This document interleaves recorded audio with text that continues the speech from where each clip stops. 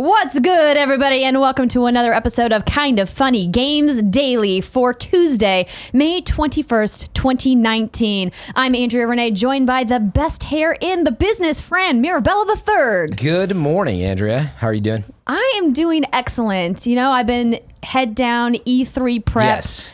Like, I'm knee deep in it now, Fran. We can't see each other without mentioning E3 now. That's just the way it's going to be. But, yes. So the schedule's getting filled out. I got lots of cool stuff in the works that I can't quite announce yet. But this, of course, is Kind of Funny Games Daily, where each and every weekday at 10 a.m. Pacific time, live right here on twitch.tv/kindoffunnygames, you can watch us and hopefully correct us if we screw stuff up by going to kindoffunny.com/you're-wrong. If you guys don't watch live, you can watch it later at youtube.com/kindoffunnygames or listen on podcast services around the globe by searching for Kind of Funny Games Daily. You guys know what our icon looks like, that beautiful blue and green. Hopefully you've hit that subscribe button, or on YouTube, you've, what do the kids bell, say? Smash that bell? Yes, smash the bell. So you get an email every time we upload a brand new hot Everybody loves episode. that. Exactly. What, smashing the bell? No, the email. Everybody wants more email. So no, it works. It does. It's funny that like you can use email. That's one way, but I think people just use It's funny that I use email? No, for YouTube. Oh, okay. I think actually most people now, they look for it in their app, you know, because as soon as it goes live, you get like a Oh, real yeah. No, I prefer email notifications, No, but that I is the only have a last thing I couple want. on for very specific channels because I can't have my inbox That's flooded what I'm with saying. YouTube notifications. And there you go. If you want to support us, and I know you do, smash the bell. Yeah, of course. Well, that's what I was saying, Fran. I know. We've got a lot of news stories coming Yeah. up today. Some of the stuff that we're going to be talking about. We have our first ever video game launch with true crossplay with Dauntless. We've got George R.R. Martin in video game news. All right. And it looks Why like we not? got a video demo of the upcoming PlayStation 5 hardware. So stick with us. We're going to talk about all of that and more. A little bit of housekeeping before we get to the news. Greg and Tim aren't here, obviously, because they're in Florida. What happened with the Google search you did yesterday with Flow? Big flow. Greg, I saw that. Greg called Florida Flow, and Yeah. then he wondered if people called Florida Flow. I was mostly amazed that, first of all, he just said it off the top of his mind, and I liked the big flow. I'm like, all right, Yeah. clearly nobody calls it that. But then he wanted you to look up in case anybody did. And of course they did not, No. right, Barrett? We're going to start it. When people look up, Big flow. do people call Florida Big Flow? The first thing that's going to pop up is yes. It's a picture of Greg. Just the word yes with a picture of Greg Miller. So they're there for the Full Sail Hall of Fame. You can see them at their on-campus meet and greet Wednesday. That's tomorrow at 1 p.m. Eastern Time in Building 3EB's lobby. Then you can catch them at their open to the public meet and greet Wednesday night. The details are on Greg's Twitter. I believe they put those out last night. It's at a bar, I think. Yeah, I'll look it up. He did. Yeah, He did. so Barrett, Yep. please do look that up for me and I'll update the doc here. Thank you to our Patreon producers, Blackjack, Tom Buck, and Mohammed. And today we're brought to you by Quip and Third Love, but we'll tell you more about that later. For now, let's begin what is and forever will be the Roper Report. Time for some news. We've got 5 stories today. A baker's dozen. Update real quick from Greg's Twitter. Florida, let's do the damn thing. Kind of funny meet and greet Wednesday, 7 p.m. to 10 p.m. All ages at Eastern the Deadly Sins Brewery on 750 Jackson Avenue, Winter Park, Florida. All right. You've got it there. So if you are in Florida and you're interested in seeing Greg and Tim, check out Greg's Twitter and you will get all of the details. It's his And we'll pinned put it in the show notes too. All right, let's get into it. The news. I have one small other piece of housekeeping that I forgot about. What's Good Games is also doing a meet and greet. It's very exciting. Ooh. So if you guys live in the UK and are anywhere near London, this Sunday, May 26th, me, Britt, and Steimer will be at the Marquis of Westminster from 3 to 6 p.m. We've hired the private bar downstairs. Please come by and see us, say hello. It'll be fun. Wow. Take me with you. London Yeah. is amazing. I haven't been in forever. So are you going for business as well as this meetup and that sort of thing? We had intended to do some business, but because it's pre-E3, most of the opportunities that we were pursuing were Wow. like, hey, maybe not right now. We're like, totally understand, It's just bro. like you're celebrating Memorial Day in London. Well, let me be clear. The reason why this trip really came about, and we ended up parlaying it into a work trip is because the three of us are big Spice Girls fans. Oh, and they're here we doing go. a short reunion tour. Oh, are you serious? Yes. So Yes. it's all of the original Spices except for Victoria Beckham. Sure. She was like, no thanks. Yeah. She's like the Olsen twin. The But- Olsen twins come back. But to Full honestly, House. of all the What's gonna happen? Spices, she's probably the easiest one to be like, no yeah, thanks. you put her under the rug. Her All right. musical prowess, not the best. So. Still missed because it'd be great to have all the originals. Of there. course, it would be amazing, but Okay, I'm now really we know looking the forward real to reason. it. I've ordered several outfit options because obviously I'm going as Ginger Options. Spice. Oh my God. There'll be a lot of Instagram updates and Oh yeah, Twitter. Okay. It'll be all over social media Can't for wait to sure. see it. It'll be fun, but yeah. So hopefully we'll see you guys in London. All right, on to the first story. Dauntless launches today with true crossplay on PlayStation 4, Xbox One, and the Epic Game Store. This comes from the Phoenix Labs press release that I got this morning.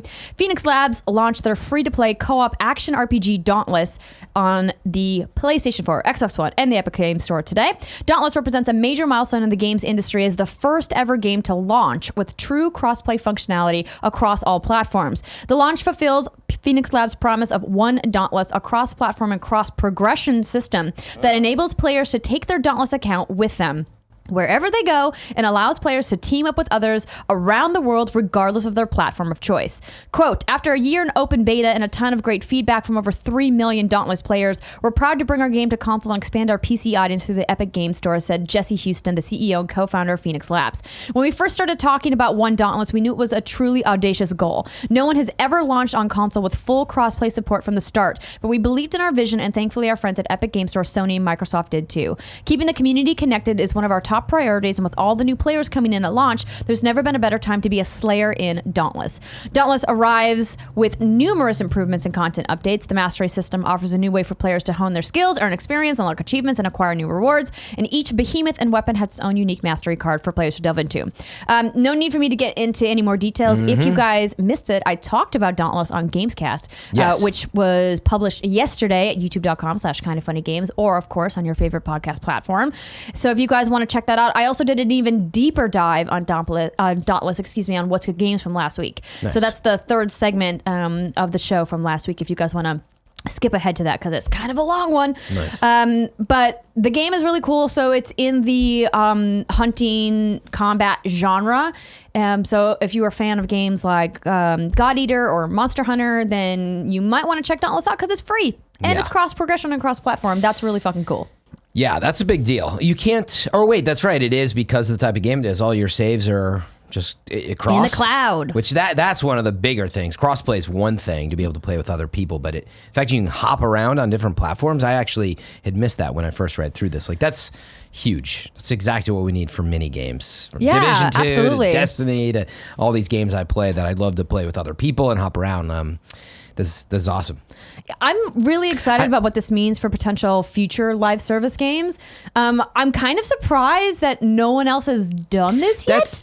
That's the first big thing that stands out that I'm not sure how to read between the lines on this one. Sony last year started to say, yeah, you can apply for cross-platform. It's no problem. But then nobody seems to be able to do it. And we're like, why? And then somebody will be like, that's not true. We've sent in for approval and we don't get approved. And so whatever the case, Dauntless is able to do it and many others seemingly not. I think the key here and the reason why Dauntless was maybe the first to launch is because it's free to play. And so you don't have to worry about who's getting their cut from which platform Yeah. for the price of the SKU, right? So if you're paying $60 for Destiny 2 on the PlayStation Store, Yeah. then you have these weird snafus of like, well, if you're going to play it on Xbox One, well, then you didn't pay for it on Xbox. Right. Then you have to deal with this weird licensing check. Whereas with a free-to-play game, if the Dauntless servers keep all of your cosmetic purchases attached to your account in the cloud, then I think it's probably easier from a licensing perspective for them to be able to do full cross-progression, cross-platform play. Yeah, and my guess is that because there are microtransactions in Dauntless, right? Yes, So there are cosmetics. my guess is where you buy those, that's where the cuts start to happen. But Yes. like you can buy them anywhere and cross safe. But that's the big story here, obviously, is we're seeing it. It's another game. I mean, it's not that Fortnite hasn't done some cross-play and cross-progression, and I believe Minecraft to some extent. I wasn't sure if it had ever fully nailed. I don't think it did, but... That's a good kindoffunny.com/you're wrong about cross-progression with Minecraft. I know that Epic has been a leader in cross-platform and cross-progression, particularly PC to console. Back in my Paragon days, it was a really awesome feature that if I wanted to pick it up and play on PC, I could. Not that I did. What were you playing on? But I was playing on PS4. Oh, you were on PS4. But I had plenty of friends who played on PC primarily and then sometimes would play on PS4. Paragon was cross-progression as well? Yes, it was. They seem to be the another leader. free-to-play game, so... Yeah. Well, who knows? Yeah, maybe with more stuff, Epic Store happening and whatnot, more collaboration there, maybe we'll see more breakthroughs here. But it is far and few in between, in terms of what we see. Or is it few and far in between? Yeah. Yeah. I think what we really need is one of the big publishers to lead the way here. Somebody like Activision with Call of Duty, or EA with Battlefield, or even a Ubisoft with something like The Division, or like Ghost Recon that's honestly, coming up, right? Division 2 would have been great because it's not... It sells well, but it's not like, Red Dead Redemption or whatever. So it would have been nice to get like something out there like that. But yeah, it feels like we've seen a lot of free-to-play stuff, and maybe you're right about that, is it's a lot less messy with that stuff because it's not a full purchase of the game. On what platform? Is it selling a system? Like, it doesn't really matter. It's just about, are they playing on your system doing a microtransaction, which, maybe for the better that it does have this ecosystem. And maybe that's what they're testing as well, is sort of seeing like, maybe they have the agreement that they get to see the data of where the microtransactions are happening, and then they can sort of judge if this is a good idea or not. I don't know. Yeah, absolutely. It's all business. Well, I think it also lends itself to exclusive cosmetics for each platform to incentivize people to either jump between platforms or to play on specific platforms. And Fortnite has that, yeah. Right? Yeah. So, yeah, that's a good note too. So, anyway, it's just awesome to see. We need a heck of a lot more of it. And in current games, retroactively, I need it in Division 2, I need it in Destiny 2, and I don't think we'll see either of those. But wah, wah. Yep. Well, we can cross our fingers, Fran, and hope for the best. On to the next story. George R.R. Martin reignites rumors about a game with Dark Souls creator. This write-up comes from Julia Lee over at Polygon. A new blog post by George R.R. Martin following the series finale of Game of Thrones teases that the author has been helping make a video game. The blog post says that he's been busy lately and even consulted on a video game out of Japan. While those details aren't too specific, a source told Gamatsu that From Software is working on an unannounced title with Martin, known internally as GR. The Gamatsu report also notes that the title will be officially announced at Microsoft's E3 press conference this year, and it's a collaboration between Martin and Hidetaki Miyazaki, known for his Souls series. The source explains that the game has been in development for 3 years already. It's an open world game with horse racing. It will be published by Bandai Namco. Original speculation about Martin creating a Souls-like game with From Software spawned from a tweet from Leon Robertson. Quote, "There is a From Software rumor going around that is absolutely bonkers. I think you should be hearing some more about this later today," end quote. The rumors only continued following Spawnway's video talking about a collaboration with the Game of Thrones writer. The Microsoft E3 press conference takes place on June 9th, so we'll have to wait until then for more information. Finish your books. Yeah, right? Jeez. Fucking finish What's your up, books. George? What the heck? Where's Winds of Winter? God. we'll never see it. Yeah, it's never coming out. So is this a Game of Thrones game, you think, or just No. like something new? No. Just fantasy fiction stuff and applying his... It sounds like when, Guillermo del Toro started working on games and then stopped because he couldn't get anything made because THQ. I don't know. I love the idea, actually. Obviously, he's very good at creating worlds and characters and stuff like that. So if this is happening, and this is now a continued rumor, because we had heard it a while back, like, we mentioned in here, but like, it was, there might be some Dark Souls-y type game, and supposedly George R.R. Martin was consulting on it, and we're like, whatever. When are we going to see the next thing from Software? It seems like it's taken a while. Not that Sekiro wasn't a thing, but meaning the Dark Souls, series, Bloodborne 2, whatever.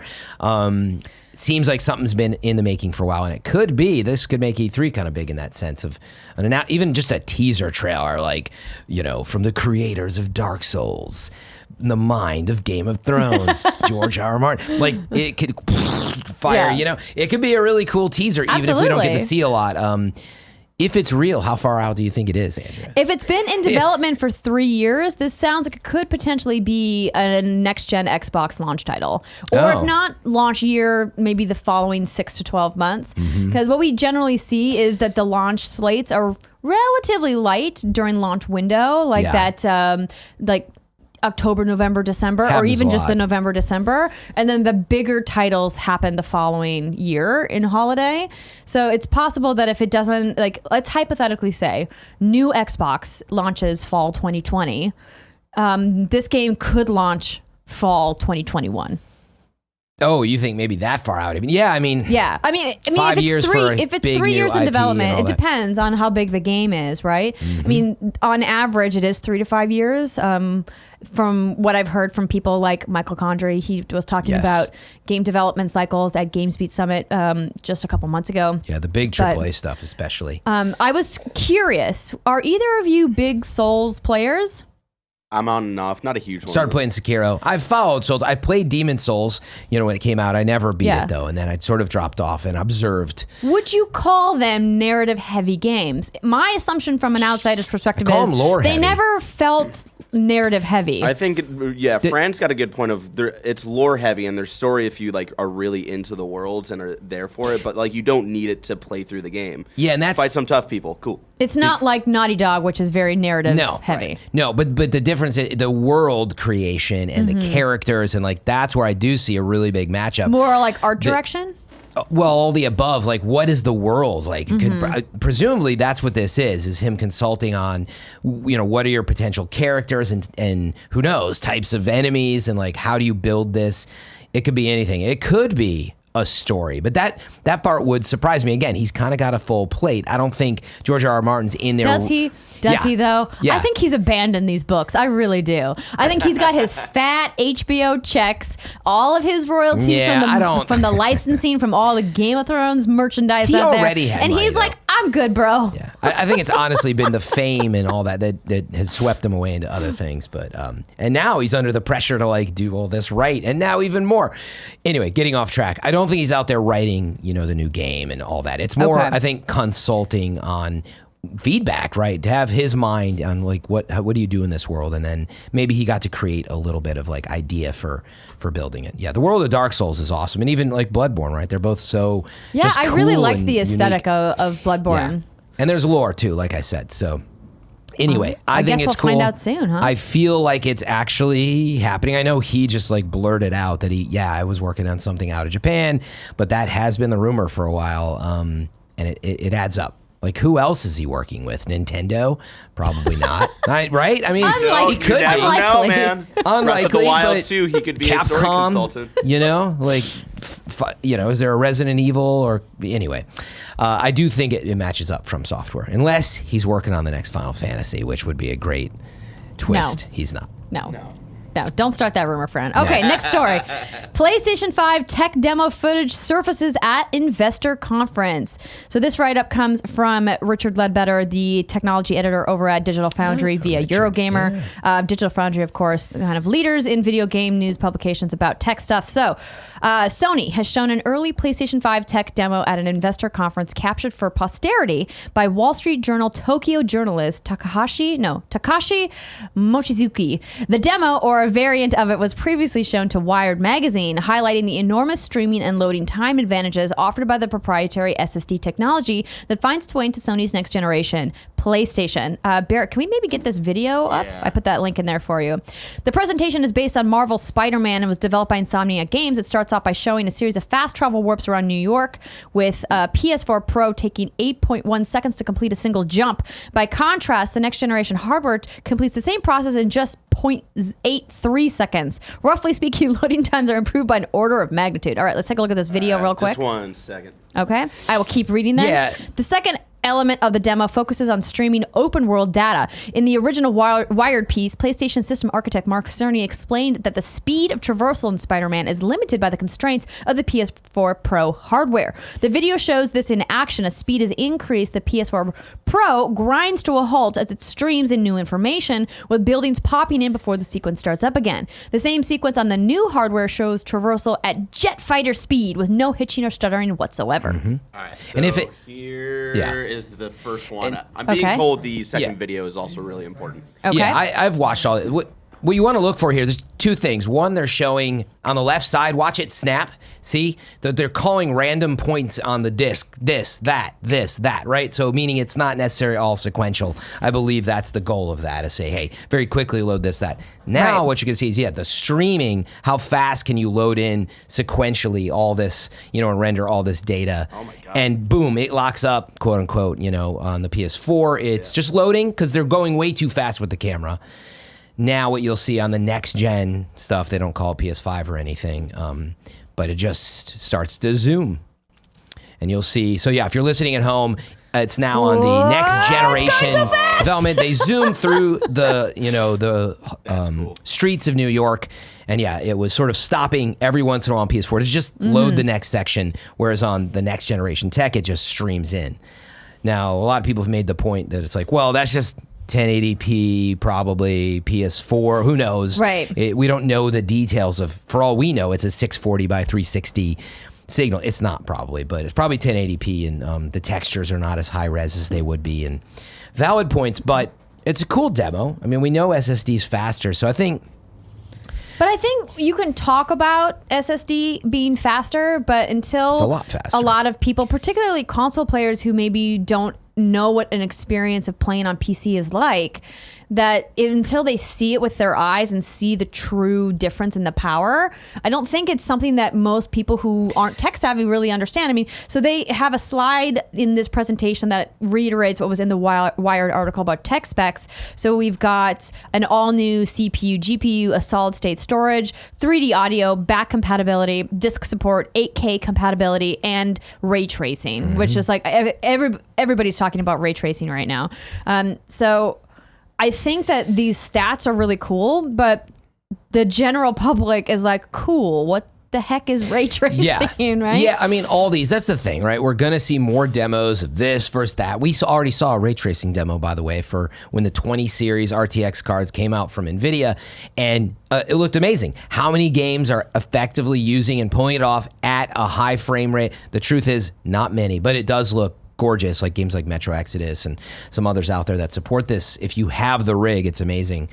But to step back to the SSD stuff, I think the really important thing to take away, which did surprise me when Mark Cerny talked to Wired and everything, this is important to Sony. And as I've reiterated, in a world of we're going to maybe see cloud tech and all this other stuff, that we're almost, in a way, I laugh. It's like the dream of the N64 carts, and the reason Nintendo, was stubborn was they hated the concept of load times. And truthfully, cart RAM, directly into the output, it was incredible. You got, remember when you jump in the painting in Mario, like back then compared to PlayStation, there was a huge difference. Were you to try to do that on PlayStation, it'd be loading. And so anyway, the fact that they're going back to that concept now, because we've kind of gotten farther away from it and used to, frankly, 90-second load times in Uncharted, and once you load in, it does, you don't worry about it as much. But where I was going with it is, I love that SSD and fast loading is important to them, and that's a reason for me to put a console in my living room. And it could be a huge difference, as people were sort of pointing out, and all these games where you think back on how long it took to get between stuff. And the last note I'd make is just the difference here too is it's not like a PC where you get a motherboard, you stack everything together, you plug in your card. It's all custom, and that's always the awesome part about consoles is usually when they're out the gate too, yes, they're cost effective, but they're going to build that SSD in so tightly with the pipeline that hopefully it's faster than what a PC SSD would be. It's not, in theory, it's not the same thing. It should be faster. So that, I think that's what they're getting at here, is they're very focused on that. I can't wait to see a real demo, though. Maybe sometime soon, who knows? Well, they're not going to be at E3. But another part of this story that I wanted to bring up, since there's been some chatter over the last week about PlayStation's partnership with Microsoft for cloud streaming, is that was part of this presentation as well. The firm has acknowledged that streaming streaming is going to become very important, settling in alongside disc and digital downloads. However, in the medium-term goal appears to be doubling down on PlayStation Now, with a view to increasing the current 700,000 subscribers to an impressive 5 million using current capacity investments. So that means what PlayStation currently has onboarded themselves. And it is beyond that where the collaboration with Microsoft kicks in to achieve growth and scale faster than ever before. So it sounds like PlayStation and Sony's goals are to go above and beyond 5 million, and that is their current goal. But they realize that, hey, if streaming takes off the way that everyone's saying it's going to, we're not future-proofed to be competitive alongside Microsoft and Google Stadia for streaming, so we need to do something about it. And that's where the partnership with Microsoft came into play. Interesting. Yeah, they're saying near term, medium term, whatever that means, the next few years, I don't know, maybe. They want to double it. Maybe they're saying, long, if I read this right, with a view to increasing, current 700K subscribers to impressive 5 million. Doubling down on PlayStation Now, increasing from 700,000 to 5 million. That's their near-term goal. Oh, they're doubling down on PlayStation Now. That's what's confusing. Okay, I misread it. Yeah. They're doubling down in the medium term to get a 7x almost increase. It's a little more than that. That's what they're saying. Do you think that means the next few years they think they're going to get 5 million install base? It really depends on how fast the tech moves. Yeah. PlayStation 5 or whatever it is needs to come out. Yeah, I mean, and also it's tough to know because I don't think, and I've said this before, and I'm going to reiterate it again, I don't think the telecommunications infrastructure, particularly here in the United States, is going to move fast enough to keep up with these goals, because we have talked time and time again about how difficult it is for the vast majority of Americans to get access to truly high-speed internet, things that are 25 megabits per second and above, right? Well, so it's frustrating to think that the hardware makers are like, oh yeah, everyone's going to go to streaming. It's like, nah, dog, most people can't even stream 1080p on the regular right now. Yeah, it is fair. Like our infrastructure in many places, I mean, we're overall pretty lucky in San Francisco, even though we can't get Google Fiber in many places, which is so ironic. No, I'm in one of the rare lucky places that has fiber. It's funny. Google's right down the street from us, and like we just can't get it. Like I live in the heart of the city, and like I can't get it. But it's to build those lines.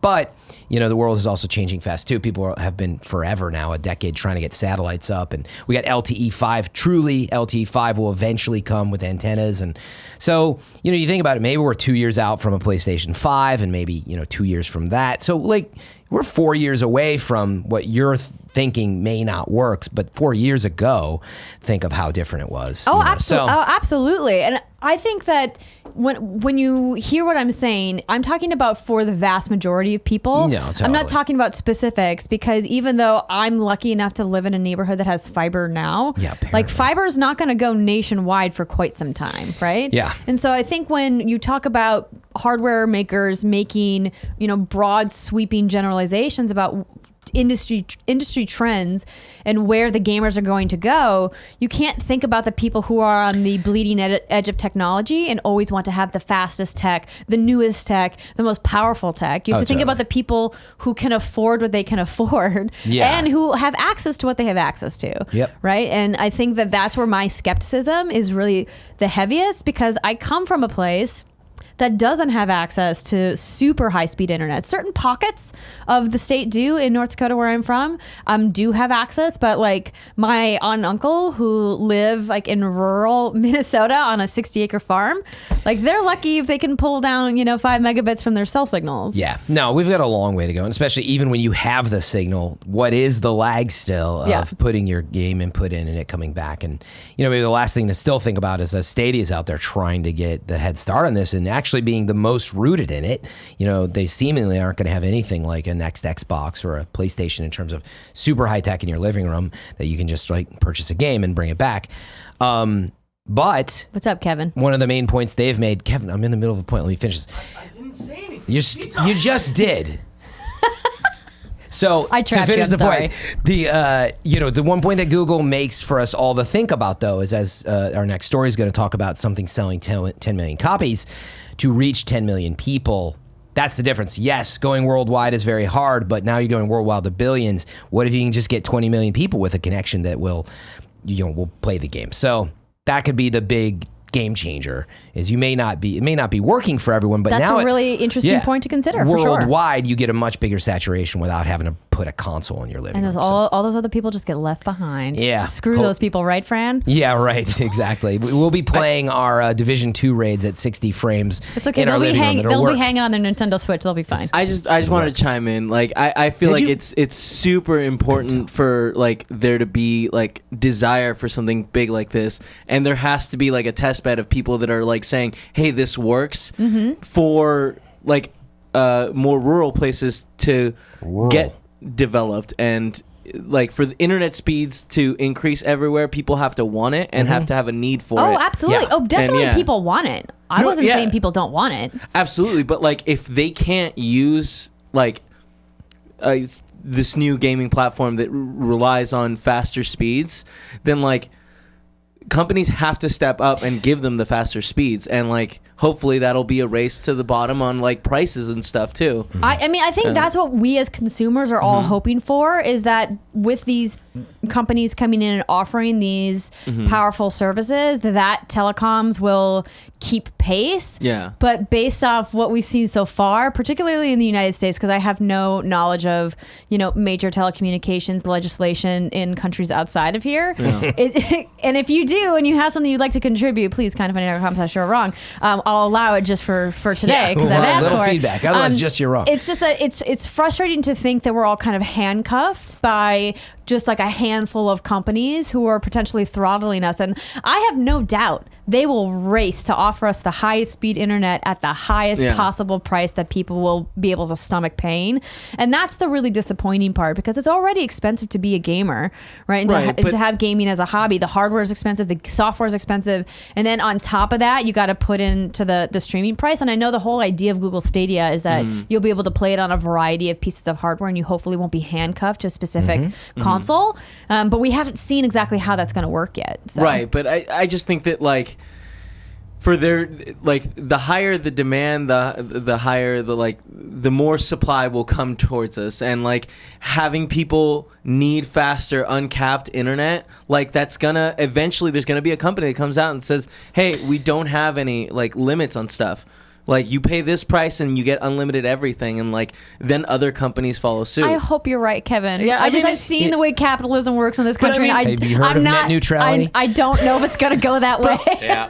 People are invested in net neutrality, but like it's No, you were right there. Yeah, like what by I'm saying is having it forces more people's hands. I get that point. Think about Absolutely. like texting. There was a point where every text cost 10 cents. Oh yeah, I remember. And now all texts are basically unlimited. Yeah, like long distance. Let's go farther. Long distance. Exactly, Yeah, I mean, long distance. Like nationwide long distance. Yeah. Before was like I remember being on phone calls and my mom being like, "Where are you calling? Yeah. Like how far is it?" And I, being like, I don't know. And it's like, well, you got to know. And it's like, okay. And now that like that's a thing of the past, and like internet. Hopefully we'll go that same way, but I hope so too, Kevin. We need to have really a do. reason. Yeah. It will in due time, but we've got a long way to go in this. Very doubtful, though. No, I but- think the technology will come. I just think it will come at a price. Yeah. I feel like Because that's But it always the does. world It we always live in. does at first. Yeah. Like there had to be people paying hundreds of dollars for their texts to go out every month before someone was like, "Hey, let's put like." You can send X amount of text, and then eventually it became unlimited. And it's like, yeah, a bunch of people in the beginning will have to pay. Those are the people that have better access to stuff, and those are also the people that They had to take one for the team, is what you're saying. Exactly, yeah. And if that has to be us, so be it. God damn it, It's going to be you, Kevin. Kevin, I'm take in. one for the team. I'm ready. all right. Thank you. Yeah, I feel like we are doing the show where we were talking about text costing 10 cents a message, and we're like, yeah, it needs to change. And like, yeah, of course, it's going to. Yeah. When? When is the question? Yes. 2 years from now when PlayStation 5 is out? No, I'm making that definitely number up? not. Exactly. That's the question. How fast will it change? Well, this is a really fascinating story. I think it's also really interesting, them trying to more than quadruple their PlayStation Now subscribers. I actually just subscribed for the first time last month so I could play Until Dawn. With the girls. Until now, or on PlayStation Now. Because I was like, oh, it's included with PlayStation Now, or I guess I could buy it individually. And I was like, you know what? Why don't I try this out? I didn't try for the a streaming. copy. I just downloaded it though. I was like, I should try the streaming though and see how Your it goes. streams or your scares are going to have lag. Yeah, right. I don't know that. I haven't tried it out for Joking. myself. I honestly don't The know. streaming is interesting. I played not a great game already with like frame rate and stuff, so it was hard to tell if it was the game or the streaming quality. So I have to find like the highest frame rate game that they have on the That's platform exactly- and Yeah. then try streaming it. Yeah. Okay, I'll take a look. If you know off the top of your head what the highest frame rate game on PlayStation Now is, and you want to put it in kindoffunny.com/you're-wrong, I wouldn't be mad at you. All right, next story. God of War sales have passed 10 million. This write-up comes from IGN. Yes, very exciting. Adam Bankhurst writes, God of War has reached a huge milestone as it has now sold over 10 million units since it launched on PlayStation 4 in April of last year. This news was revealed by Sony Interactive Entertainment President and CEO Jim Ryan during his presentation at Sony's IR Day 2019. And while we don't have an exact number, we do know that it joins other PS4 exclusives like Uncharted 4: A Thief's End, The Last of Us Remastered, and Horizon Zero Dawn in the 10 million units sold club. God of War, which was IGN's Game of the Year, which was my Game of the Year, was it Kind of Funny's Game of the Year? I believe Probably. so. I mean, I'd be it was shocked like if- the I'd be best shocked game It if was that Greg year. Miller's Game of the Year, so I imagine. There's it a was, lot of good yeah, games, yeah. but that was the best one. Was developed by Sony Santa Monica, and the team recently released a documentary, God of War Raising Kratos, based on the entire production cycle of the game. I've heard it's a tearjerker. All these PlayStation 4 exclusives have helped Sony maintain the sales lead this generation, with PS4 sales crossing over 91.6 million units sold globally earlier this year. God of War obviously made the list of best PS4 games. Duh. And they were just talking about some other stuff, other stats from IGN, which we don't need to go over. Yeah. So they had this little image that they Yeah, the image is included helpful. in their article where it shows PS2, PS3, and PS4 games kind of side by side for what I believe it says lifetime unit imaged by title and platform. So clearly you can see from the graphic here that we don't have to show you, unfortunately, that PS4 has dominated in overall units sold, mostly because there are more PlayStation 4s than PlayStation 3s in Yeah. the world. Yeah, it's so just of over course they're 95 going to million. sell more platform exclusives because there are just more consoles in the world. There was still a lot of, I forget how, I mean, PlayStation 2 sold a ton, right? Yes. It's not like they didn't go on to sell. It was a lot. I thought it was upwards of 80 to 100 million or more as well. So, Right, but this is specifically for platform exclusives, right? So oh no, but I thought you were talking about the install base of the platform. No, what I'm saying is these first party exclusives on PS4 sold more, far and away, more units than first Previous party first party. exclusives on PS3 Yes. or PS2. Now that's mostly because there wasn't. We only see the number here for the God of War on PS2. They don't show us any other platform exclusives. like so 4 we could probably just take PS2 out of the conversation here, since that was a long time ago, and obviously that console did amazing. Sold, 150 million units or something crazy. Yeah, see, that's what I'm saying. The install base was huge Yeah. for these. But so. but it wasn't because of the first party game. It wasn't. No, it was because it was just the superior console at the time, and they also had fantastic third-party support as And well. it had a because of DVD Metal Gear drive. and Final Fantasy. Come on. The then. DVD drive. That was really it. Let's be DVD. honest. So I think the really interesting part here about this graph is the PS3 exclusives next to the PS4 exclusives. So Yeah, and that's what I was going to say. The most useful part of the graph is they have 10 million copies. We know that God of War just crossed it in 1 year. You look at it, something like Uncharted. I can't see. It's Uncharted 4. Oh, yeah, duh. That's the only, true new one. Uncharted 4 looks to be, let's call it, 15, 16 million or something. And likewise, Last of Us, just over 10 million. But what you're seeing is games of this quality by Sony Studios are crossing this 10 million number. And maybe for comparison, you take something like Red Dead, which is not GTA, which is a lot of copies. It's still 23 million or 24 now recently shipped. But we know over 23 million copies sold multi-platform. right. Which is only 2 platforms, though, Xbox and PlayStation. But But but Rockstar only puts out a game once every 5 years. that's the same as Sony Santa Monica and Well, the reason You know what, I'm the reason joking. I bring it up is because I think it's interesting when you take a game like Red Dead and you put it alongside a game like FIFA or Call of Duty, who routinely sells between 20 and 25 million units every year, But multi-platform. which is multi-platform, but they're yearly franchises. And I think it's just fascinating to look at how many people are consuming video games worldwide. Regardless, they're all doing fantastic. people like Rockstar or Activision or Sony Santa Monica selling lots of units is good for the industry as a whole. And so congratulations to PlayStation and Sony Santa Monica. Corey, you did it. You did the thing. Yeah, it's good. And the main trend that you see is just them, a really good title selling well on PlayStation 4 of that quality crosses 10 million. See, that's what the message I'm getting from it is. And so we can look a year from now and look at Days Gone and compare that. And if it does half, no, but I'm being honest, like it's a major studio release. You can actually, I think, compare it to this right around 10 million number and kind of get a sense of how did it hit. But anyway. So you're saying if it doesn't hit 10 million, it's a flop? No, I'm not saying that. Because obviously, how much did it cost to make that versus God of War? Who knows? But nobody knows. Yeah. Well, Sean Layden knows. That's true. Shuhei Yoshida knows. Shuhei definitely knows. Some other people over there. Jim Ryan knows. A lot of people probably know, actually. Yeah. Okay. So. Oh, sorry. Skip my notes in the middle of today's run of show. Oh, yeah. Whoops. And then our final story, Call of Duty mobile beta is rolling out in select regions, maps, modes, and more details are announced. This write-up comes from GameSpot.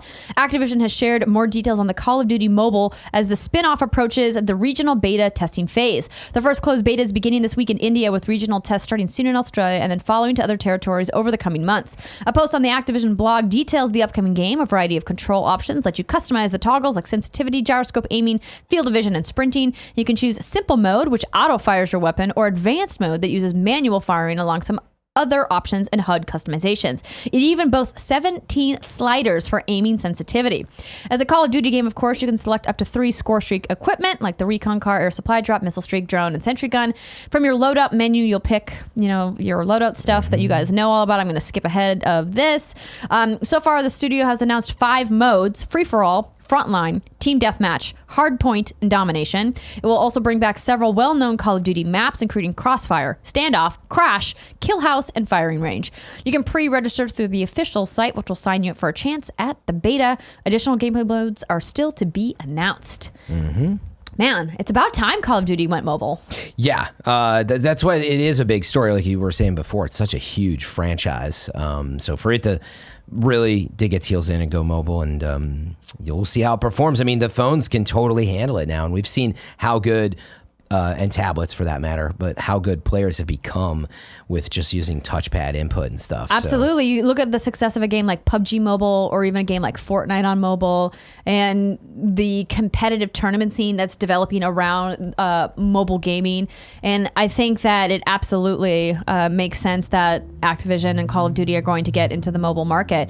Yeah. It's just also another way for players to take one of their favorite franchises on the go. Nice. I added a very quick thing that came in from You're Wrong, which was more of a tip. We normally don't take breaking news, but this one, job well done providing interesting a real link. Kebab sent it in, but that Sony is working on a Twisted Metal TV show. According to Kotaku, this was sent through. The chairman of Sony Pictures Entertainment, Tony Vinciquerra, confirmed it was in production during a Q&A with investors earlier today. Hopefully it's a reality TV mockumentary. This is something they say about a contest where everyday people battle in a deadly car duels in pursuit of the American dream. That would be great.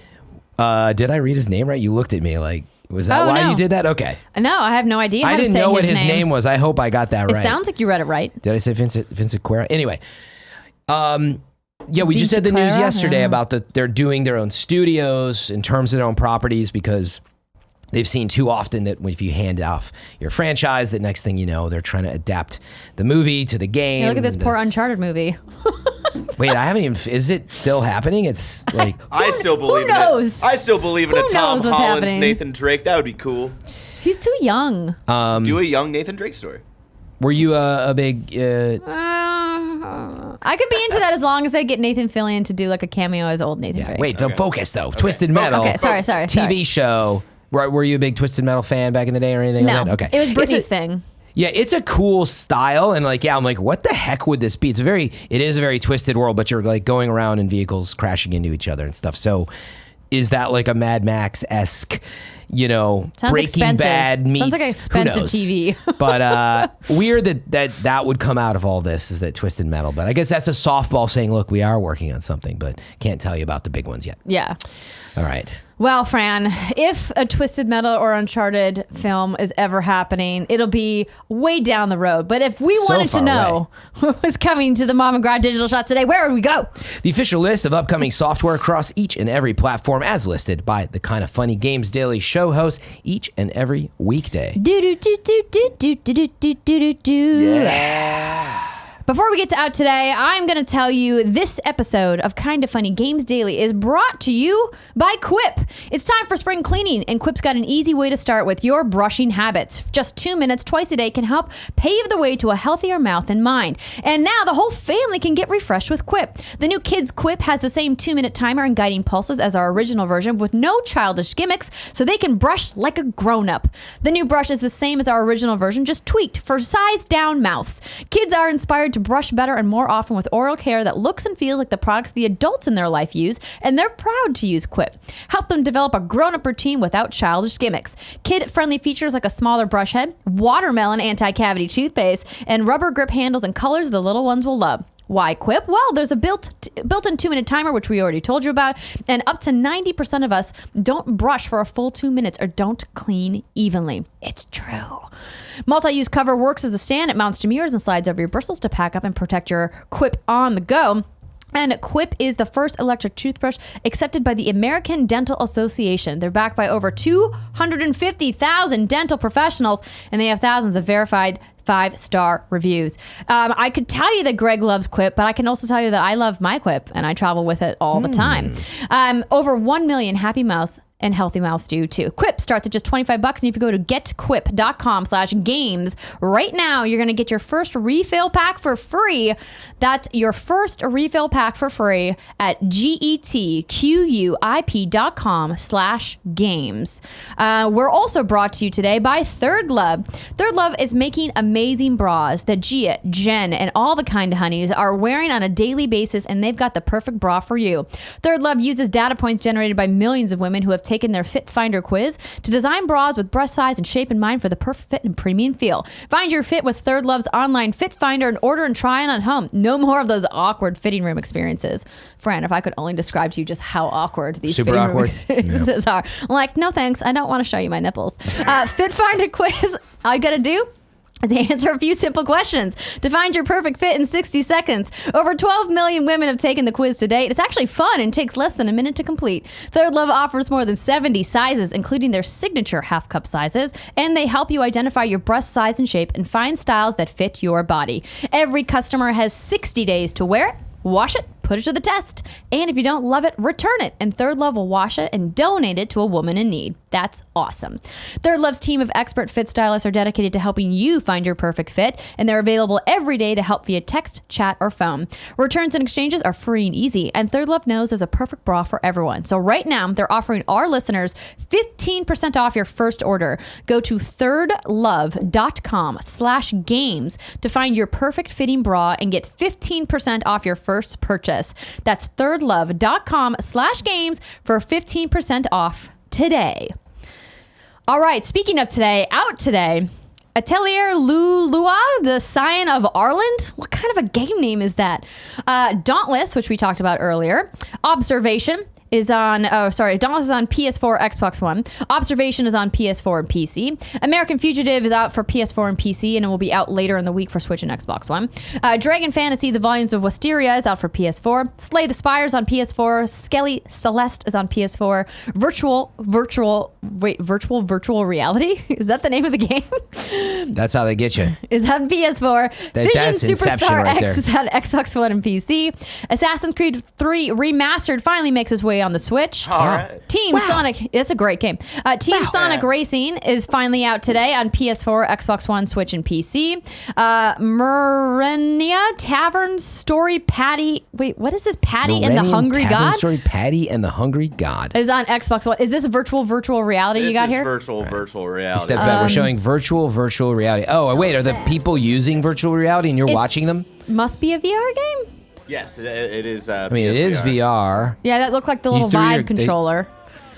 I don't understand what's happening in this game. You're I'm not I don't gonna- even know if I could describe it to people who are listening on audio Well, platforms. yeah. You All I know might is just you're need to using- go Google it for yourself. Yeah, you're using both hands to do weird stuff in the game. Resident Evil is on Switch. Resident Evil 4 is on Switch, and Resident Evil 0 is also on Switch. Yeah, now that's a nice lineup right there. Yeah, there you go. Fox and Bunny is on PC. Space Warfare is on PC and Mac. Prototype Cube is on PC. Dumb Little Creatures on PC and Mac. And in Red Dead Online today, this week's gameplay editions include new free roam missions featuring fan favorites from the Red Dead Redemption 2 story, Sadie Adler and the gunslinger Black Bell.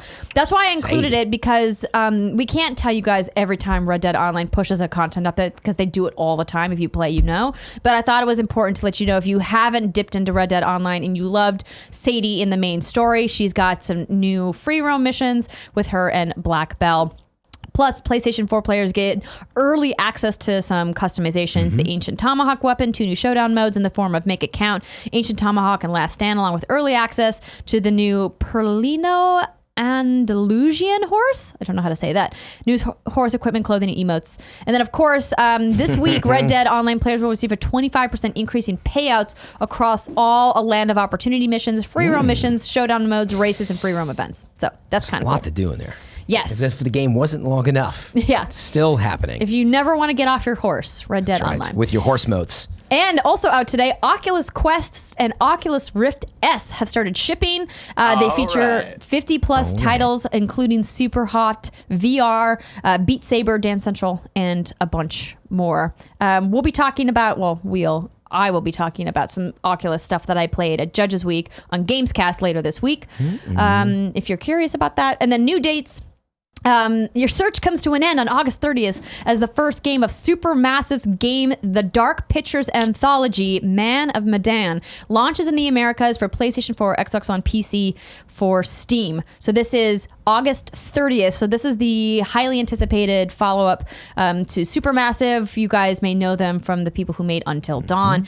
The trailer looks spooky AF. Yeah. It's cool. It looks Like, you're real just scary.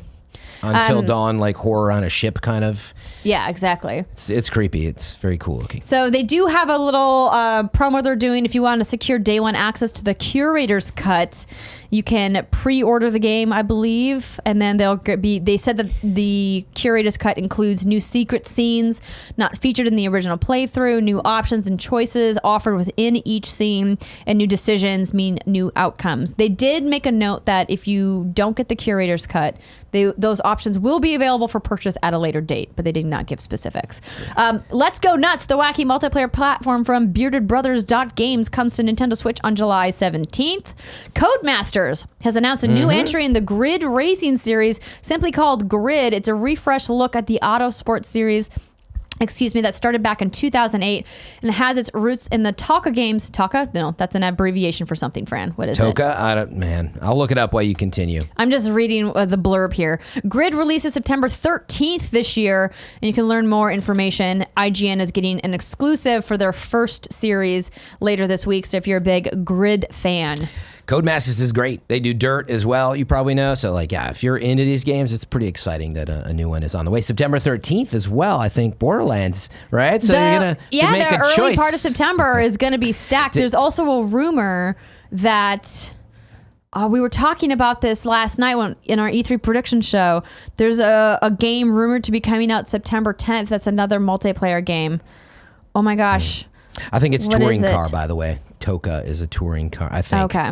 Tell us and you're wrong. It's gonna come to me. There was a recent E3 rumor About what? about a game that's coming out on September Borderlands. 10th. It's not Borderlands. It's close. If you know it, kindoffunny.com/you're wrong. Okay, Rad is also coming August 20th. The game will be fully available across Steam, Nintendo Switch, PlayStation 4, and Xbox One later this summer. Gears 5. Gears 5, thank you. Oh, that's the rumor, That's the rumor. right before? Ooh-wee. Yeah, so that'll be September will be packed if that rumor's true.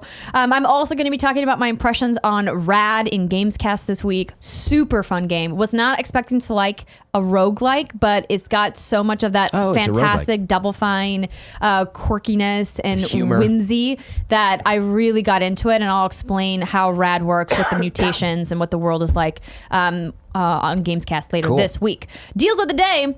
This one comes from Emmet Watkins Jr., who wrote into patreon.com/kindafunnygames, where you guys can write in and submit your deals of the day or questions or squad ups. And he writes, yo, almost forgot to write in about this, but here's the deal of the day. Remember when Sony's Rewards gave you reward points for your trophies and you could use those points on PSN credit, PS Plus memberships, and other Sony products? That ability is back. It was only taken down because the site was getting an overhaul. If you forgot, they'll give you 100 points or $1 for 100 silver trophies, 250 points or $2.50 for 25 golds, and 1,000 points or $10 for 10 platinums.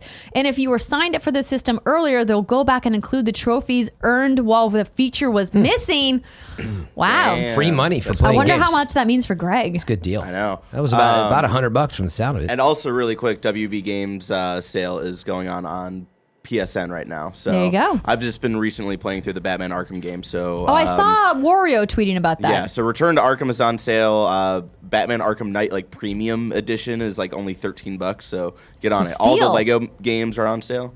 Nice. Check it out. There you go. So much to play. We don't really have a ton of time for reader mail, unfortunately, but we can pick one of these questions. What do you think, Fran? Let's see. I don't know. I wasn't leaning in one way or not. I feel like we already talked a lot about the next gen stuff. Maybe we covered off on that.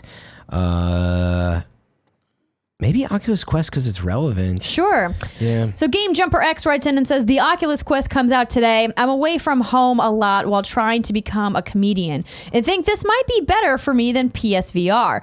Do you guys think it will succeed, or is the VR headset market too full? Is Facebook going to properly curate the games and support this iteration long enough to make it worth buying?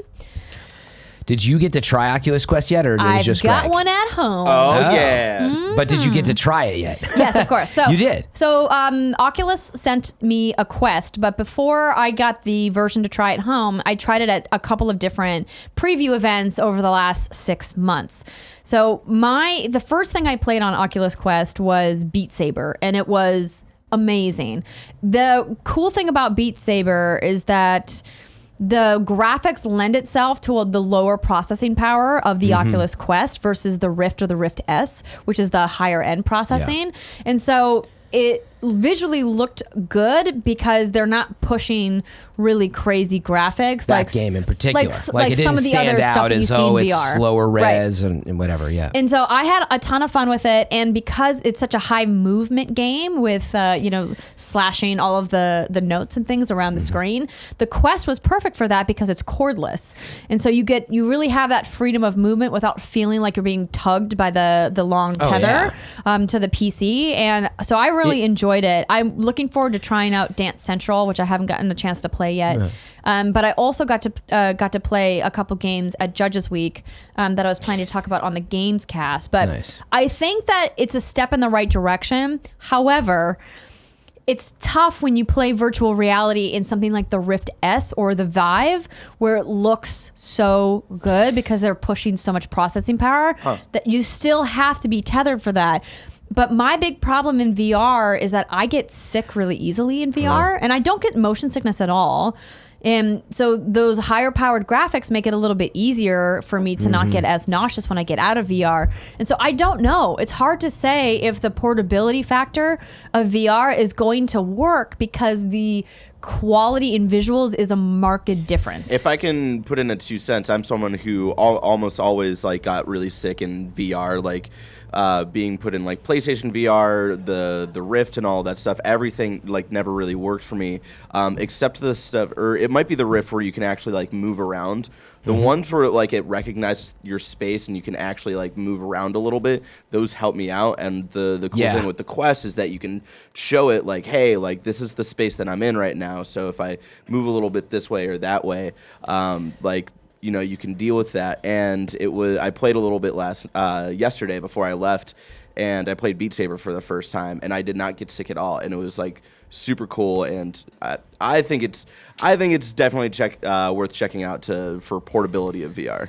The problem is not cheap. It's still $400 for Oculus Quest. Yeah. Right. And So And so, like, when you're talking about people who have that money to try it and are VR enthusiasts or excited about getting into VR, it certainly is an option. But, you know, you have PSVR, which is something that's just an add-on to PlayStation. Right. And I think what we really need to see in order to make this proven is the library of games designed specifically for Quest, for the processing power of Quest, instead of them porting a Rift game down to a platform that has less processing power and seeing what that does. Because after seeing things on the Rift S, it's hard to go back to less processing power because it looks so good. Totally, and it's always that way. But like you were hitting on it. Getting rid of the cord is just huge. I mean, that is frankly what we need from this platform. One day we will be free of the cords, but we just can't do the processing power and battery life and all that stuff. But this has been getting rave reviews. There's actually quite a few titles already on it. Like we were talking about Beat Saber, I think Super Hot VR. I was looking through, there's like a number of stuff. Journey of the Gods, like Moss is on there. There's actually quite a bit. So to the question, one, there's already quite a bit if you want to play Fruit Ninja and some of these others. But to be truly free of it, and I'm actually maybe more towards, what was the name of the person who wrote it in, GameJumperX, maybe more towards Game Jumper. I don't play VR because I just don't have space for it. Like between my streaming setup at home and my TV and my tiny apartment. That's almost everybody, I don't have time. right? Yeah. I actually need a product like this. So the portability is a cool factor as well if you're traveling and you're a comedian. But I think it's actually going to be pretty effective. I think they're getting ahead of the holiday season where the price will come down a little bit, but it is in the right price point if it's going to work. And I do think that there's going to be quite a bit of support, but it's hard to predict the future, meaning if this thing flops, well, yeah, nobody's going to spend the time converting and making the games. But there's quite a few that I have pretty high confidence it's going to be worth it. Oculus it would have already flopped and gone away if it was, they weren't going to continue down this route. So it's all going wireless one day is my point. So you should expect to see support. Indeed. And if you want to hear more about the games that I played in Oculus Rift and Quest, please tune into Gamescast this week. All right. So now it's time for Squad Up. We've got Rickeshey, who's playing Rickeshey, by the way. Rickeshey. And I've seen Rickeshey in chat because there you go. I said something of the same nature, and they were like, yeah, nobody gets my name. And I was like, oh, well, yeah, now that you say it, I see it's Rickeshey. Anyway. Right. But that's the problem with handles. It's spelled differently. Anybody who listens to me read subs on twitch.tv/kindoffunnygames knows that I screw up your guys' names all the time. Yeah, what I told Rickeshey, and I'll let you get to the Squad Up, was your name's too clever, actually. That it was too clever that the way they're written, like sometimes you try to read them in the complicated way they're written. But anyway, it's a cool name. Rickeshey writes, I'm looking to get back into The Division 2, Destiny 2, Red Dead Redemption 2 Online, or even Borderlands 2 on PS4. I only feel it's worth it if there's someone to play with, and that is in need of a sidekick or a buddy to roleplay with. I'm also available for playing and having fun in Sea of Thieves or Minecraft on the Xbox One if anyone's interested. So again, Rickeshey, Rickeshey. We'll put it in the show notes as well. Look them up and have some fun online. Yeah. Sea of Thieves. All right, Fran. Back to that. We don't have too much time to go over You're Wrong, so we're going to have to edit this sucker down. Let's find what did we miss? Holy moly, there's quite a bit of sends in here. Yeah, I'm sure there's quite a bit of garbage in there. So to be fair, you guys did ask for a lot of write-ins as well. I know, but I thought we'd have more time to talk about it, and then we didn't. Big mistake. Let me take a look in this document. Yeah. We should encourage people to say you're wrong about. So Kebab says Minecraft doesn't have cross progression, but on PC it does have some powerful world importing tools. All right. But then the nanobiologist says cross progression is available in the Minecraft Better Together patch. Okay. It is. So Justin says, hey guys, for crossplay and progression, I play Smite and Paladins, and they are free to play. And the CEO of Hyro said he wants crossplay, but PS4 won't allow it. It has true crossplay on Switch, Xbox, and PC, but I think Dauntless only got it because of the Epic account connection. Huh. Interesting. Yeah, I don't ever know how those deals go. Yeah, anything else critical in here that we need? Omnivision says just purchased Realms yesterday on Minecraft, and it's fully cross-play and cross-save on all platforms besides PS4 within those servers. Interesting. Okay, some other people writing in about Minecraft. I think we got most of those in terms of like actually you're wrong. I'm not seeing. Yeah.